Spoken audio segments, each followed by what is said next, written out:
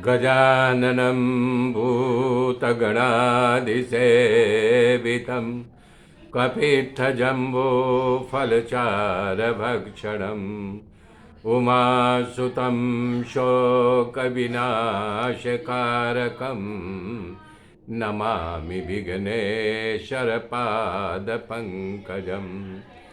गुरुर्ब्रह्मा गुरुर्विष्णु गुरुदेव महेश्वर गुरु साक्षात् परब्रह्म तस्मै श्री गुरुवे नमः। तस्मै श्री गुरुवे नमः। या कुन्देन्दु तुषारहारधवला या शुभ्रवस्त्रावृता या वीणा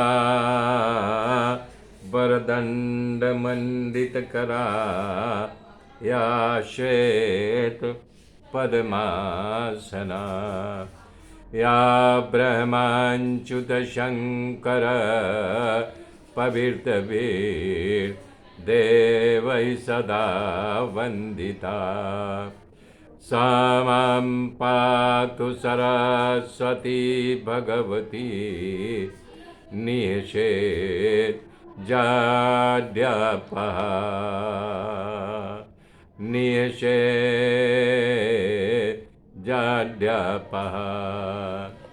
हरे राम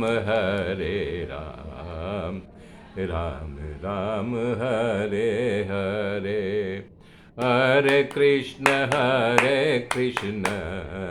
कृष्ण कृष्ण हरे हरे हरे राम राम राम हरे हरे हरे कृष्ण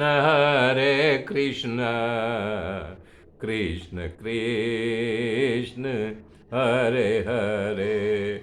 ओम नमो भगवते वासुदेवाय। ओम परमात्मने नमः। कल मैंने बताया था कि पूतना जो है पहुंच गई झूले के पास। भगवान सारे संत अपने अपने मत के अनुसार लिखे हैं। तब वो पूतना जो है कृष्ण भगवान को अपने गोद में उठा लेती है, अपना स्तन उनके मुंह में देती है। वो जल्दी जल्दी विष को पीते हैं, फिर प्राण पीना शुरू करते हैं। तो वो अपने असली रूप में आकर के अंतरिक्ष लेक में उड़ती है। तो जब उसका प्राण चूस लेते हैं, पहले तो पूतना पकड़ी थी, बाद में भगवान पकड़ लेते हैं। तो उसको गोकुल और मथुरा के बीच में 18 किलोमीटर लंबा कंस का उपवन था, उसी में गिरा दिया। तड़ाका का आवाज हुआ। माँ झूले के पास जाती है, भगवान को नहीं देखती है, लल्ला को रोने लगती है। पूरा गोकुल में तहलका मच जाता है। कोई बालक बचाता है कि तेरा लल्ला एक राक्षसी के शरीर पर खेल रहा है। लोग दौड़ते हैं। तो उसका भागवत में वर्णन हुआ है कि पूतना का दांत जैसे हल, पुराने ज़माने में, आजकल भी हल होता है, हल के जैसा नहीं उसके दांत थे। और उसके नाक का छिद्र जैसे नदी का कोई पुल हो, और उसके स्तन जैसे पर्वत का टुकड़ा हो। जांघ और बाँह जैसे मतलब कि कोई पुल बनाया गया, उस प्रकार से दिखाई दिया। तो सारे लोग यानी कि लल्ला को उसके स्तन पर से उतारते हैं। और सारी गोपियाँ जो है माँ यशोदा को डांटने लगती है। एक गोपी ने कहा, अरे जब तेरे पास पुत्र नहीं था, हम लोग कितना व्रत किए, निर्जला किए हैं और महादेव जी को मनाया है। जब तुझे पुत्र रत्न की प्राप्ति हुआ तब तुझे होश नहीं। तो दूसरी कहते हैं, अरे इसको पहला इसका पुत्र है न, इसको पालन पोषण करने नहीं आया है, कैसे पालन करना चाहिए, इसको अनुभव नहीं है। इस प्रकार से तीसरी ने कहा कि अरे भाई मुझे दे दो, मैं बड़ा कर दूंगी तब तुझे दूंगी। तब माता यशोदा रोने लगती हैं, कहती हैं तुम लोग हैरान मत करो, अब तुम लोग जैसा कहोगे वैसा मैं करूंगी। तब गोपिया यशोदा माँ के हाथ से ले करके लल्ला को स्नान कराती हैं। प्रथम तो गोमूत्र से स्नान कराती हैं, फिर गोरज, गाय जहाँ बैठती उड़ती चलती है, वो रज मतलब माटी, रज लेकर के भगवान को नहलाती हैं। और फिर गोबर से स्नान करके भगवान यानी कि रक्षा के लिए जो है वो सब उपाय करती है। और करही अपना जी के जल से स्नान करके परमात्मा को पीताम्बर पहनाया। इसके बाद गोपियों ने श्री कृष्ण भगवान की रक्षा करने के लिए भगवान से ही प्रार्थना करते। वो खुद भगवान है, उनको क्या पता कि भगवान की रक्षा के लिए इसी भगवान से प्रार्थना कर रहे हैं। हम लोग मंदिर जाते हैं तो कहते हैं कि भगवान मेरी रक्षा करना, और यहाँ पर गोपियाँ जो कहती हैं कि भगवान अजन्मा तुम जो है तुम्हारी इस बालक की रक्षा करो, अजन्मा भगवान तुम्हारे चरणों की रक्षा करे, मणिमान प्रभाव तूने घुटनों की रक्षा करे, यज्ञ जांघों की रक्षा करे, भगवान अच्युत कमर की रक्षा करे, हयग्रीव पेड़ की, केशव हृदय की, ईश्वर छाती की रक्षा करे, सूर्यकंड की, विष्णु बाहु की, उरुक्रम मुख की, और भगवान तुम्हारे मस्तक की रक्षा करे। फिर कह रहे हैं गोपिया के हे ऋषिकेश हमारे श्री कृष्ण के इंद्रियों की रक्षा करो, भगवान नारायण प्राण की और श्वेत दीप अधिपति चित्त की रक्षा करे, और योगेश्वर भगवान मोक्ष की रक्षा करे, प्रश्निकर बुद्धि की, और सर्व के ऊपर परमात्मा इसके अहंकार की रक्षा करे।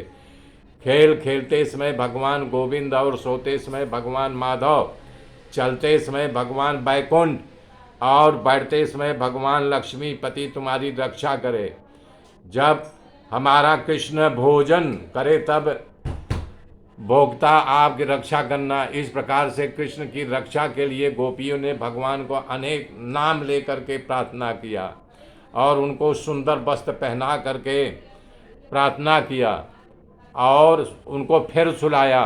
गोकुल में लोगों को इकट्ठा देख करके उसमें नंद बाबा का प्रवेश होता है, तो उनको बड़ा आश्चर्य होता है। जल्दी जल्दी वो पहुँचते हैं, बोले क्या हुआ?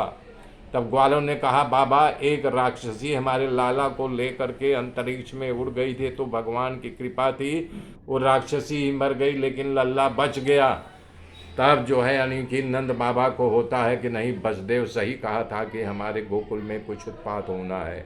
मन ही मन जो है वसुदेव को प्रणाम करते हैं, और पूतना के शरीर को भागवत में लिखा गया है, पूतना के शरीर को कुल्हाड़ी से काट काट करके उसके अंगों को फिर जो है यानी कि चिता जलाया गया।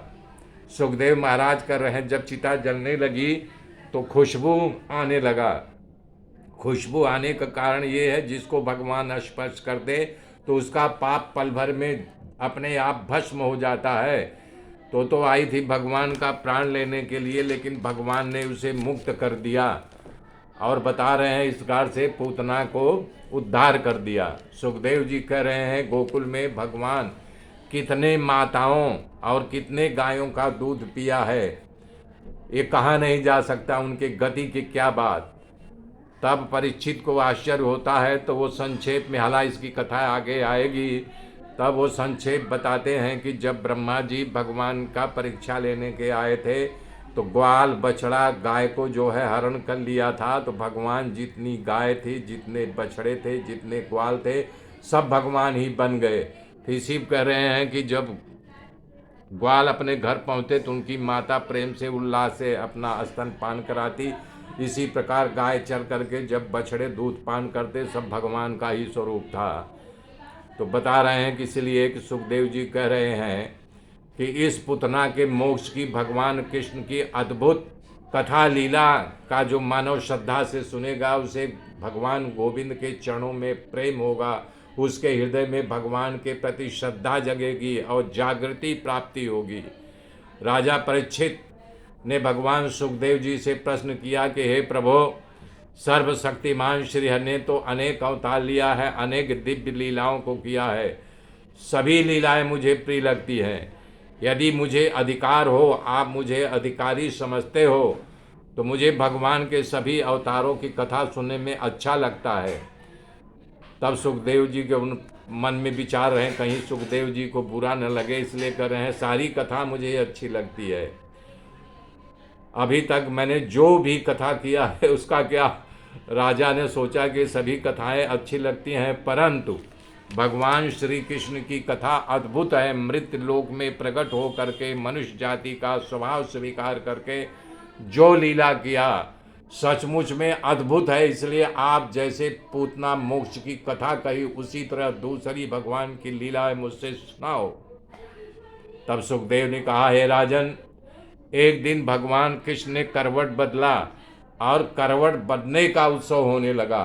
बात ऐसी है कि एक दिन यशोदा माँ बैठी थी लल्ला को पालने में रख करके, तभी सभी गोपियाँ आती हैं, कहती है माँ मुझे नाचने गाने का मन हो रहा है, कुछ उत्सव मंगाओ।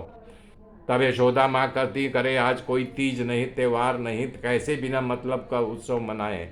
तभी लल्ला अपने आप करवट बदलता है, सारी गोपियों को बहाना मिल जाता है, बोले देख मैया तेरा लल्ला जो है करवट बदला, हम अभी नाचेंगे गाएंगे। और उसी दिन चौथी बार भगवान का जन्म नक्षत्र भी था और करवट भी बदले थे। तो इसी बात पर लेकर के जो है सब नाचने गाने शुरुआत हो गया। मेरे मित्रों, आगे की कथा कल जोड़ूंगा। तब तक के लिए जय श्री राम, जय श्री राम, जय श्री राम।